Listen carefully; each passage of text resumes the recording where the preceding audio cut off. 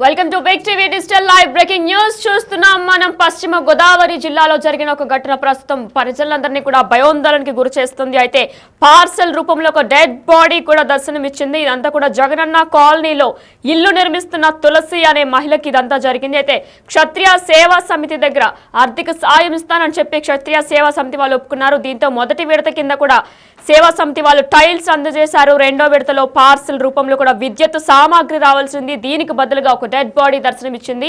అయితే ఇది చూడగానే కూడా ఆమె ఎంతో భయోందోళనకు గురై వెంటనే పోలీసులకు ఫిర్యాదు చేసింది. పోలీసులు దర్యాప్తు కూడా కొనసాగిస్తున్నట్లు తెలుస్తుంది. ఇదే అంశంపై మరింత సమాచారం అందించడానికి మా ప్రతినిధి సాగర్ లైవ్ లో సిద్ధంగా ఉన్నారు. సాగర్, చెప్పండి. పశ్చిమ గోదావరిలో జరిగిన ఘటన అయితే ఏదైతే ఉందో ప్రజలందరినీ కూడా ఎంతో భయోందోళనకు గురి చేస్తుంది. అయితే సేవా సమితి ఏదైతే సెకండ్ పార్సల్లో విద్యుత్ రావాల్సిన క్రమంలో కూడా డెడ్ బాడీ వచ్చింది. అసలు డెడ్ బాడీ ఎవరిది, లేదంటే సేవా సమితి వాళ్ళకి తెలిసేదంతా జరిగిందా, లేదంటే మధ్యలో ఇదంతా జరిగిందా, అసలు ఏం జరిగింది? దీనిపైన పూర్తి డీటెయిల్స్ ఏమైనా తెలుసా మీకు? వినయన పశ్చిమ గోదావరి జిల్లా ఉండి నియోజకవర్గం ఎండగంటి గ్రామంలో మృతదేహం కలకలం రేపింది. సాధారణంగా కొరియర్ కి అంటే ఉత్తరాలు వస్తుంటాయి, లేకపోతే మిగిలిన సామాన్లు వివిధ రకాలైనటువంటివి కొరియర్ చేస్తుంటారు. కానీ నియోజకవర్గంలో ఉన్నటువంటి ఎండగండి గ్రామంలో తులసి అనే ఆమెకు బాక్స్ చెక్క పెట్టెలో పెట్టి సీల్ చేసి పంపించారు. ఈ సాగి తులసి అనే ఆవిడ ఎండగండి గ్రామంలో జగనన్న కాలనీలో ఒక ఇల్లు నిర్మించుకుంటుంది. వీరు క్షత్రియ సామాజిక వర్గానికి చెందిన వారు, కొంత పేదవారు కావడంతో క్షత్రియ సేవా సమితిలో వీరు రిజిస్టర్ అయ్యారు. క్షత్రియ సేవా సమితి వారు ఈ పేదవారికి ఇల్లు కట్టున్నారు. ఆర్థిక టైల్స్ జరిగింది. విడతగా మరలా ఒక ఆగి తులసి పార్సల్ ఉడగానే షాక్ తింది. ఎందుకంటే ఆ కొరియర్ తెచ్చిన అబ్బాయి విద్యుత్ ఇంటికి కావాల్సిన కరెంటు సామాన్ అంతా కూడా వచ్చింది అంటూ కూడా అతను చెప్పాడు. సో వీళ్ళు ఆనందంగా ఆ బాక్స్ ని ఓపెన్ చేసే ప్రయత్నం చేశారు. అయితే ఆ చెక్క పెట్టెలో ఒక మృతదేహాన్ని చూసి సుమారుగా 45 సంవత్సరాలు ఉంటాయని పోలీసులు మగ మృతదేహాన్ని చూడంగా తులసి ఆమె కుటుంబ సభ్యులు మొత్తం భయాందోళనకు గురైన పరిస్థితి. ఏం జరుగుతుందో కూడా వారికి అర్థం కాలేదు. బయటకు పరిగెత్తుకు వెళ్ళి ఆ అబ్బాయి ఉన్నాడేమో అక్కడ చూశారు, కానీ కొరియర్ అబ్బాయి అప్పటికే వెళ్ళిపోయాడని చెప్తున్నారు. సో ఈ ఘటన ఒక్కసారిగా ఉండి నియోజకవర్గంతో దావాలలో వ్యాపించడం, అది చూడడానికి చుట్టుపక్కల ప్రజలంతా రావడం కూడా జరిగింది. తులసి కుటుంబ సభ్యులు అయితే పోలీసులు ఇప్పుడు ఇన్వెస్టిగేషన్ చేస్తున్నారు. పశ్చిమ గోదావరి జిల్లా ఎస్పీ అద్నం నయీం సైతం సంఘటనా స్థలాన్ని పరిశీలించారు. ఆ బాక్స్ తో పాటుగా అసలు అక్కడ సీసీ కెమెరాలు ఏమైనా ఉన్నాయా, కొరియర్ పంపించింది ఎవరు, క్షత్రియ సేవా సమితి లేకపోతే మధ్యలో ఎవరన్నా అంటే చేశారనేదా పోలీసులు అయితే దర్యాప్తు చేస్తున్నారా. ఇందులో ప్రధానంగా గుర్తించాల్సింది ఏంటంటే ఆ బాక్స్ లో మొత్తం మృతదేహం అంతా కూడా కవర్ లో, ప్లాస్టిక్ కవర్ లో చుట్టేసి ఉంచారు. సుమారుగా 15 రోజులు అయి ఉంటుందనే మృతదేహం పరిస్థితి చూస్తే అంచనాకు రావచ్చని పోలీసులు అయితే చెప్తున్నారు. వీటన్నిటితో పాటుగా ఒక లెటర్ ఆ బాక్స్ లో మృతదేహం పక్కనే ఇవ్వకపోతే చాలా ఇబ్బందులు ఎదుర్కొంటారు అనే టెక్స్ట్ వచ్చే విధంగా ఒక లెటర్ కూడా అక్కడ పెట్టడం జరిగింది. సో ఆ లెటర్ చూడడానికి తులసి కుటుంబ సభ్యులు భయపడిపోయారు. పోలీసులకి సమాచారం మనకు అందుతున్న సమాచారం ప్రకారం నిన్న రాత్రి కూడా పోలీసులు అత్యంత రహస్యంగా ఉంచడం జరిగింది. ఈ మృతదేహం గురించి కానీ, మృతదేహం పార్సిల్ వచ్చిన సంగతి కానీ, లేకపోతే 1,30,00,000 డిమాండ్ ఉందా లేదా అనే విషయం మీద కూడా ఇప్పటి వరకు మీడియాతో మాట్లాడడానికి పోలీసులు ముందుకు రావట్లేదు. సో అసలు ఏం జరుగుతుంది అనే దాని మీద స్పష్టత లేదు. క్షత్రియ పరిషత్ వాళ్ళు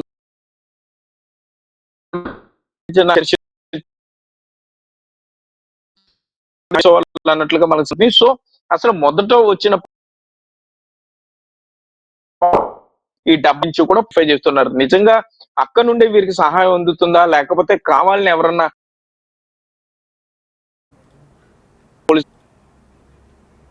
భీమవరం డిఎస్పీ ప్రత్యేకంగా తులసితో పాటు వారి కుటుంబ సభ్యులు, తులసి తండ్రి, భర్త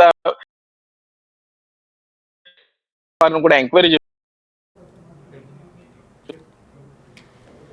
మనం చూస్తున్నాం. అయితే పశ్చిమ గోదావరి జిల్లాలో కూడా ఇది ఒక విస్తుగొలిపే ఘటన అనే చెప్పుకోవచ్చు. ఉండి మండలం ఎండగండిలో కూడా డెడ్ బాడీ కలకలం సృష్టించింది. అయితే పార్సెల్ రూపంలో ఒక డెడ్ బాడీ దర్శనమిచ్చింది. పార్సెల్లో గుర్తు తెలియని శవం రావడంతో చుట్టూ ఉన్న ప్రజలతో పాటు ఎవరికైతే పార్సెల్ వచ్చిందో వారు తులసి అనే మహిళ కూడా భయోందోళనకు గురయ్యారు. అయితే ఇదే క్రమంలో జగనన్న కాలనీలో ఇల్లు నిర్మిస్తున్న తులసి ఇంటి నిర్మాణానికి క్షత్రియ సేవా సమితి ఆర్థిక సాయం చేస్తానని ఒప్పుకుంది. అయితే క్షత్రియ సేవా సమితి కూడా ఆర్థిక సాయం చేస్తాననే నేపథ్యంలో కొన్ని విడతలుగా ఆర్థిక సాయం చేస్తానని చెప్పుకొచ్చింది. అయితే మొదటి విడతలో సేవా సమితి టైల్స్ అందజేశారు. రెండో విడతలో కూడా పార్సల్ వచ్చింది. ఆ పార్సల్లో విద్యుత్ సామాగ్రి ఉంటుంది అనుకున్నారు, కానీ విద్యుత్ సామాగ్రి కాకుండా అందులో డెడ్ బాడీ కలకలం రేపింది.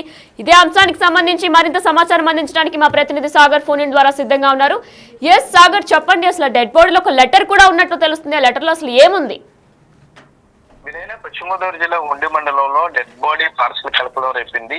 ఎండగండి గ్రామానికి చెందిన నాగ తులసి అనే మహిళ అక్కడ ఇల్లు నిర్మించుకుంటుంది. ఇంటికి సంబంధించి వారు క్షత్రియ సామాజిక వర్గానికి చెందిన పేదవారు కావడంతో క్షత్రియ సేవా పరిషత్ వాళ్ళు వారికి ఆర్థికంగా సాయం చేస్తూ వస్తున్నారు. మొదటి విడతగా వీరికి కొంత టైల్స్ తో పాటు కొంత సామాగ్రిని వారు పంపించారు. రెండవ విడతగా వచ్చినటువంటి బాక్స్ ఓపెన్ చేసి చూస్తే ఆ బాక్స్ లో ఒక మగ మృతదేహం సుమారుగా 45 సంవత్సరాలు ఉంటాయని పోలీసులు చెప్తున్నారు. సో ఆ మృతదేహాన్ని చూడగానే ఒక్కసారిగా తులసి కుటుంబ సభ్యులంతా కూడా కంగారు పడిన పరిస్థితి ఉంది. వెంటనే పోలీసులకి సమాచారం అందించారు. పోలీసులు వచ్చి ఆ బాక్స్ మొత్తం వెరిఫై చేస్తే ఆ బాక్స్ లో ఒక లెటర్ కూడా ఉందని మనకి సమాచారం అందుతుంది. ఆ లెటర్ లో 1,30,00,000 డిమాండ్ చేస్తూ ఆ లెటర్ లో పొందుపరిచారు.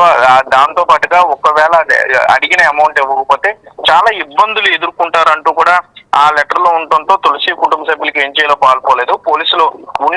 పోలీసులు కూడా అక్కడికి చేరుకున్నారు. ప్రస్తుతానికి దర్యాప్తు చేస్తున్నారు. పశ్చిమ గోదావరి జిల్లా ఎస్పీ అద్నాన్ నయీంతో పాటుగా భీమవరం పిహెచ్పి పోలీసులు అక్కడికి చేరుకుని పూర్తి స్థాయిలో అక్కడ ఎంక్వైరీ చేసే పరిస్థితులు ఉన్నాయి. అసలు పూర్తిగా కొంచెం కుళ్ళిన స్థితిలో ఉన్నటువంటి డెడ్ బాడీని తులసికి పంపించాల్సి ఎందుకు వచ్చింది, అసలు ఈ వ్యక్తి ఎవరు అనే దాని మీద కూడా పూర్తి స్థాయిలో దర్యాప్తు చేస్తున్నారు. డబ్బులు డిమాండ్ చేయాల్సిన అవసరం వచ్చింది అనే దాని మీద కూడా పూర్తి స్థాయిలో దర్యాప్తు చేస్తున్నారు. పార్సల్ తెచ్చిన వ్యక్తి ఆ డబ్బాలో ఎలక్ట్రికల్ పరికరాలు ఉన్నాయంటూ తులసికి చెప్పినట్లుగా మనకి సమాచారం ఉంది. ఎలక్ట్రిక్ పరికరాలు చూడడానికి ఆ బాక్స్ ఓపెన్ చేసి చూస్తే అందులో ఉన్నటువంటి డెడ్ బాడీని చూడగానే ఒకసారిగా భయపడిపోయిన పరిస్థితి అయితే ఉంది.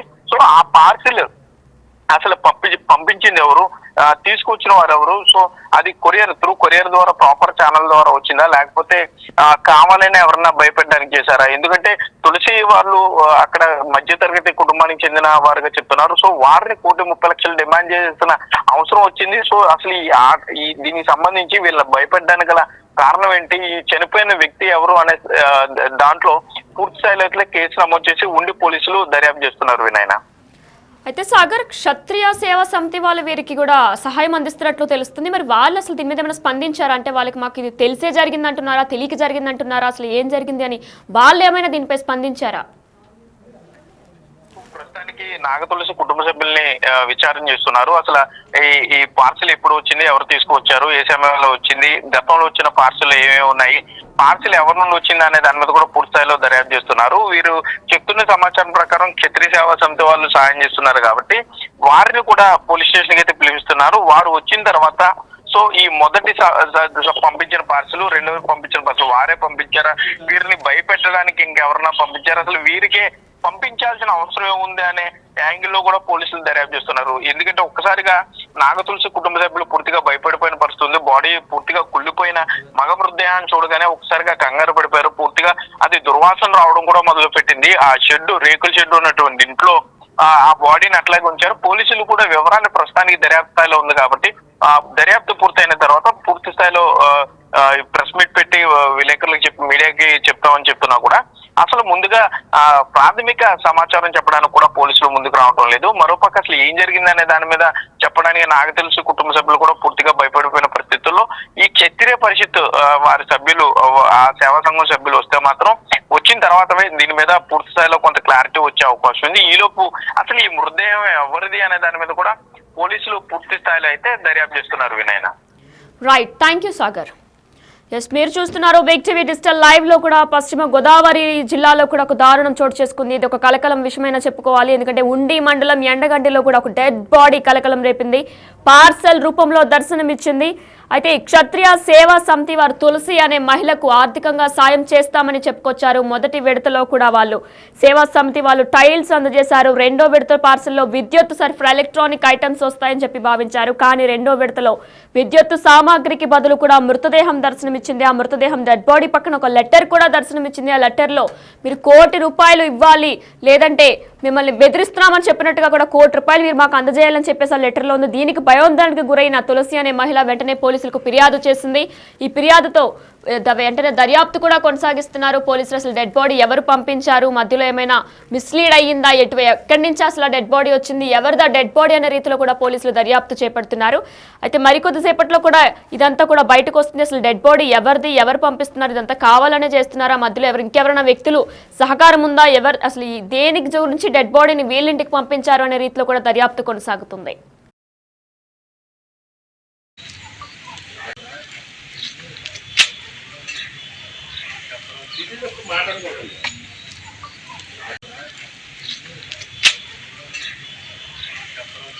మాట్లాడుకోకండి